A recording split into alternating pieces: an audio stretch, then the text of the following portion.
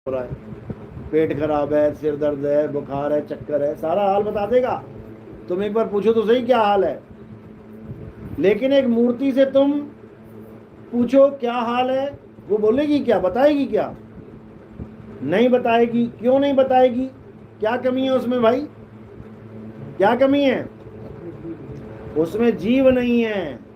चलो मान लिया मूर्ति में जीव नहीं होता, लेकिन कुछ ज्ञानी पुरुष ऐसे भी हैं जो कहते हैं नहीं नहीं नहीं, पंडित जी उसमें जीव डाल देते हैं, मंत्र पढ़ के प्राण प्रतिष्ठा कर देते हैं। चलो उस मूर्ति के सामने चलते हैं, जिसमें प्राण प्रतिष्ठा हो गई उस मूर्ति के आगे चल जाते हैं, उसमें तो प्राण है कि नहीं है? फिर जाके पूछ लेना क्या हाल है। भाई वो वाली तो नहीं बोल पाई जो सड़क के किनारे मूर्ति पड़ी है, खड़ी है। मंदिर वाली बोल के शायद बता दे क्या हाल है। बता देगी क्या? नहीं बता पाएगी। इसका मतलब वो प्राण प्रतिष्ठा झूठ है, झूठ है। अगर प्राण डल गए होते तो क्यों ना बोलती, तुम सिर झुकाते, क्यों ना हाथ रखती सिर के ऊपर। अरे तुम अपने माँ बाप, अपने गुरु के आगे, अपने रिश्तेदारों के आगे पैर छूते हो तो क्या करता है उनका हाथ? अपने आप जाता है, सिर पे आ जाता है। और तुम मंदिर में जाके मूर्ति के आगे माथा टेको, कभी सिर पे हाथ रखा क्या किसी मूर्ति ने? नहीं रखा। बस यही समझना है, सत्य असत्य का निर्णय करना है, निर्णय। ऐसे ही नहीं झूठ में अपनी जान फंसा के अपना जीवन बर्बाद करना। ये मनुष्य चोला, ये जो इंसानी चोला तुम्हें दिख रहा है, जिसको तुम खूब सजा सजा के बैठे हो, ये बड़ी मुश्किल में मिलता है। 84 लाख बार जानवरों के, कुत्तों के, बिल्ली के, पेड़ पौधों के, कीड़े मकोड़ों के, सांप बिच्छू के जन्म लेने के बाद कितनी बार मिलता है? एक बार। 84 लाख के बाद एक बार ये जन्म मिलता। अगर ये एक जन्म तुमने गंवा दिया, झूठ और सच का निर्णय नहीं किया, तो मेरे भाई तुम्हारी दुर्गति हो जाएगी और कोई तुम्हें बचाने वाला नहीं है। बताओ, गली का कुत्ता बाहर रात भर खड़ा रहता है, सोता है, उसको ये भी नहीं पता मैं सो रहा हूं, कोई तेंदुआ आके रात में पकड़ ले मुझे, कौन पूछने जा रहा उसकी हालचाल? वही कुत्ता अमीर आदमी जब था, बढ़िया मकान में रहता था, लिंक के ताले लगा लगा के सोता था, 4 पहरेदार रख के सोता था, और इंसानी जन्म बर्बाद कर लिया। अब कुत्ता बन के बाहर बैठा है। अब घड़ी का नहीं पता कि कब क्या हो जाए, कौन सी कार आए और उसके ऊपर, सोते के ऊपर चढ़ा दे। इतना बुरा हाल हो जाएगा। ये सबका होगा, ये नहीं सोचना कि वो गली के कुत्ते के साथ भगवान की दुश्मनी थी जो उसे कुत्ता बना दिया और तुम्हें इंसान। सबको मौका मिलता है, सबको। सब 84 में जाएंगे, फिर एक बार इंसान बनेंगे। अगर सत्य असत्य का निर्णय नहीं किया तो फिर 84 जाना पड़ेगा। 1,84 भटक के पौ पे अटके आए, अब की पासा ना पड़ा तो फिर 84 जाए। पौ क्या है? माया। तुम माया को और सत्य को नहीं जान पाए। माया झूठ है और सत्य क्या है? आत्मा सत्य है। तुम आत्मा का ज्ञान प्राप्त नहीं कर पाए, माया की पूजा करके निकल गए। अब माया तुम्हें ऐसा भरमाएगी कि तुम सोच भी नहीं सकते कि तुम्हारे साथ क्या होने वाला है। सतनाम, जहां जगह बैठ जाओ। तो साहिब कह रहे हैं इस माया ने जग भरमाया, सारी दुनिया को भरमा के बैठी है ये। तो अब सत्य को जानना है। सत्य क्या है? सत्य आत्मा है। हे अर्जुन, इस दुनिया में 2 प्रकार के तत्व हैं, एक असत्य, एक सत्य। जो लोग असत्य की पूजा करते हैं वो कभी सत्य को प्राप्त नहीं कर सकते। उनको बार बार मां के गर्भ में जाना ही पड़ेगा, उनको बार बार कुत्ता, हाथी, बैल, बकरा, सांप, बिच्छू बनना ही पड़ेगा। और जो सत्य को जान लेते हैं, यानी जो आत्म ज्ञान को, आत्मा को जान लेते हैं, वो कभी असत्य को धारण नहीं करते, वो कभी इस झूठे संसार में नहीं आते। तो पहले ये तो समझ लो, झूठा संसार तो सब कर रहे हैं। ये झूठा संसार बनाया किसने? झूठा संसार कौन बना सकता है? सच्चा आदमी। तो फिर अगर सच्चा आदमी बनाता तो सच्चा संसार बनाता। झूठा संसार क्यों बना दिया भाई? यही साहिब समझा रहे हैं, रहना नहीं देश बेगाना है, ये धरती कागज की पुड़िया, बूंद पड़े घुल जाना है, रहना नहीं देश बेगाना है, ये संसार झाड़ और झाकर उलझ पुलझ मर जाना है, रहना नहीं देश बेगाना है। कहें कबीर सुनो भाई साधो, सतगुरु नाम ठिकाना है, रहना नहीं देश बेगाना है। अब देश में नहीं रहेंगे तो कहाँ रहेंगे? लोग कहते हैं अरे जीना यहाँ मरना यहाँ, इसके सिवा जाना कहाँ। ये वो कहते हैं जिनको पता ही नहीं है कि जाना कहाँ है, ये वो कहते हैं। और जिनको पता है वो क्या कह रहे हैं? रहना नहीं देश बेगाना है। तो असली ठिकाना क्या है? सतगुरु नाम ठिकाना है। जब कछुआ चलता है, देखा होगा कछुआ चलता हुआ, अब तुम एकदम उसके पास जाओ तो कहाँ जाएगा वो? कहाँ भागेगा वो? तुमसे तेज भागेगा बचने के लिए, या किसी पेड़ पे चढ़ेगा? वो अपने आप में समा जाएगा। वो अपने आप में समाया। अब वो कछुआ भी है और स्थान भी है। स्थान बन गया, अपने में ही रमण करना स्थान बन गया। जैसे माँ की गोद है, ये औरत भी है, और बच्चा जब गोद में बैठ जाता है तो स्थान भी है। इसी प्रकार सतनाम परमात्मा भी है, सतनाम जगह भी है, सतनाम नाम भी है। इसको समझ लो। तो एक ही सत्य है, आत्मा ही सत्य है। जब हम जाते हैं मूर्तियों के सामने तो वहां पर मूर्ति में आत्मा नहीं होती, इसलिए वो असत्य है। अब मूर्ति की पूजा करोगे तो सारी उम्र असत्य की पूजा कर रहे हो। कृष्ण जी ने देवी देवताओं की पूजा करवाई थी कि छुड़वाई थी?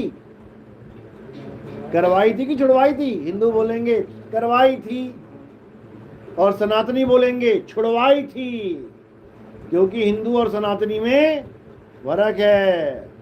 हिंदू वो होते हैं जो देवी देवताओं की पूजा करते हैं, हिंदू समाज वो होता है जो देवी देवताओं की पूजा करता है। और सनातनी कौन होता है? जो आत्मा को जानता है। अध्याय 2 24वां श्लोक अच्छी तरह समझ लो। हे अर्जुन, ये आत्मा अजन्मा है, नित्य है, शाश्वत है। ये आत्मा ही सत्य सनातन है। जो इस आत्मा को जान लेता है वही सत्य सनातनी कहलाता है। ये पत्थर पूजनिया सनातनी नहीं है। साहिब कहते हैं पाथर पूजे हरि मिले, तो मैं पूजूं पहाड़। और वासे ये चाकी भली, जो पीस खाए संसार।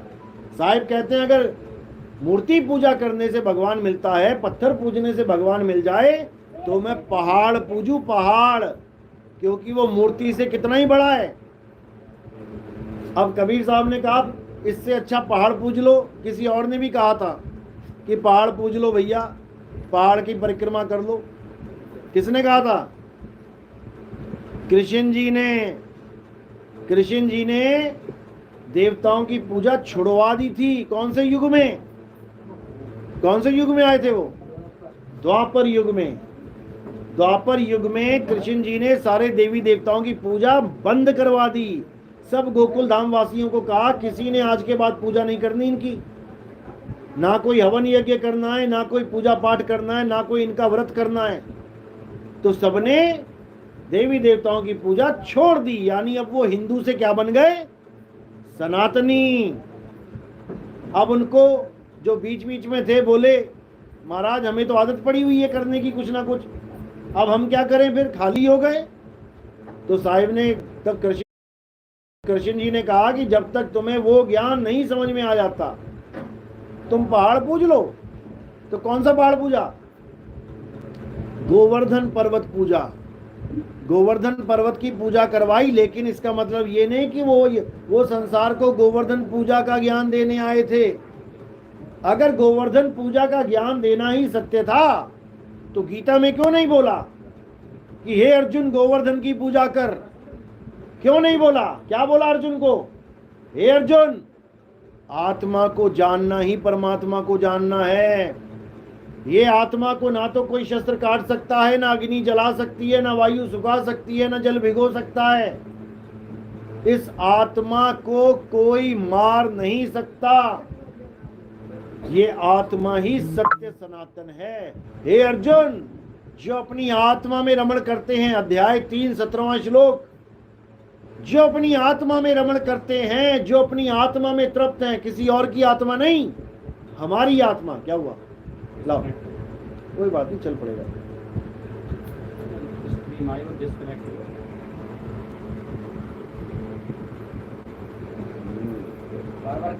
कट रहा है। तुमने एंड स्ट्रीम कर दिया ना, एंड नहीं कर दिया। वो ट्राई करना है। हाँ, पढ़े लिखे हो भाई। कर रहे हो। तो क्या करना है साहिब? कृष्ण जी क्या कह रहे हैं?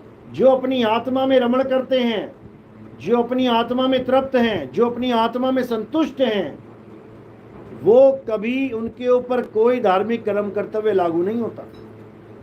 अभी कोई त्योहार है, तुम ना जाओ, तुम्हारे 10 लोग आ जाएंगे। क्या हुआ बहन, तू आई क्यों नहीं मंदिर में? बहन तू आई क्यों नहीं पूजा में? अब अगर बहन आत्मज्ञानी है तो वो क्या कहेगी? देख भाई, जब बच्चे बड़े हो जाते हैं तो क्या आंगनबाड़ी में जाते हैं? आंगनबाड़ी पता है ना क्या होता है? आंगनबाड़ी है या यूपी में? आंगनबाड़ी में कौन जाता है? बच्चे ही जाते हैं ना। और कॉलेज में कौन जाता है? बच्चे ही जाते हैं। अब कॉलेज वाले बच्चे को कहो कि आज आंगनबाड़ी में क्लास लगेगी बढ़िया वाली, आ जाना, जाएगा क्या? नहीं जाएगा। क्यों? क्योंकि वो अब बड़ा हो गया, अब उसका ज्ञान स्तर ऊंचा हो गया, अब वो इन खिलौनों से नहीं खेलेगा, अब वो आत्मा को जानेगा। हे अर्जुन, जो अपनी आत्मा को जान लेते हैं वो परमात्मा को जान लेते हैं, क्योंकि वो माया के तीनों गुणों से ऊपर उठ जाते हैं। 3 गुण में क्या आता है? ये सारा संसार त्रिगुणातीत है, त्रिगुण में आता है। परमात्मा त्रिगुणातीत है, संसार गुणों में है, परमात्मा गुणातीत है। तो उसी को जानना है। और वो परमात्मा कहाँ है? वो किसी मूर्ति में नहीं है, वो परमात्मा तुम्हारी आत्मा में विराजमान है। तो साहिब क्या कह रहे हैं? कह रहे ज्यों तिल माही तेल है और ज्यों चकमक में आग, तेरा साईं तुझ में है, जाग सके तो जाग। कि तेरा साईं तुझ में है। अगर हिरण अपने आप को छोड़कर कस्तूरी को कहीं और ढूंढने लगे तो कितने दिनों में मिल जाएगी? कितने साल में? कितने युग में? कभी नहीं मिलेगी। इसी प्रकार अगर तुमने अल्लाह को, अपने वाहिगुरु को, अपने गॉड को, अपने राम को अपनी आत्मा के अलावा कहीं भी खोजना चाहा तो वो कभी नहीं मिलेगा, कभी नहीं। कस्तूरी कुंडल बसे और मर्ग ढूंढे वनमाही, ऐसे रमता राम हैं ये दुनिया जाने नाही। वो रमता राम है। रमता राम का मतलब होता है जो सब में रमण कर रहा है। उसी को बोला सब घट मेरा साइया, सुनी सेज न कोय, और बलिहारी वा घट की जिस घट परगट होए। इसको समझो, वो आत्म राम सब में रमण कर रहा है। किसमें आत्मा नहीं है? सबके पास आत्मा है। सब आत्मा लेके आए हो अपनी अपनी। घर तो नहीं छोड़ा है कोई? अच्छा, सब लाए हो, बहुत अच्छी बात है, शुक्र है घर नहीं छोड़ा है। अब तुम पर्स भी लाए हो, तुम मोबाइल भी लाए हो, कानों में झुमके भी पहन के आए हो, नाक में नथनी भी पहन के आए हो, हाथ में घड़ी भी पहन के आए हो। उन सब वस्तुओं को जो तुम लाए हो तुम्हें पूरा ज्ञान है। मोबाइल कैसा होता है, घड़ी कैसी होती है, बिंदी कैसी है, झुमके कैसे हैं, सब पता है। अब आत्मा भी लेके आए हो। अब आत्मा कैसी होती है सोचो जरा, सोचो। जब से तुम इस दुनिया में आए हो ये आत्मा तुम्हारे साथ है, तुम ही आत्मा हो। लेकिन तुम्हें यही नहीं पता वो आत्मा होती कैसी है। लंबी है, मोटी है, छोटी है, गर्म है, ठंडी है, लाल है, पीली है, काली है, गुलाबी है। निराकार है, निराकार है। ये सारा संसार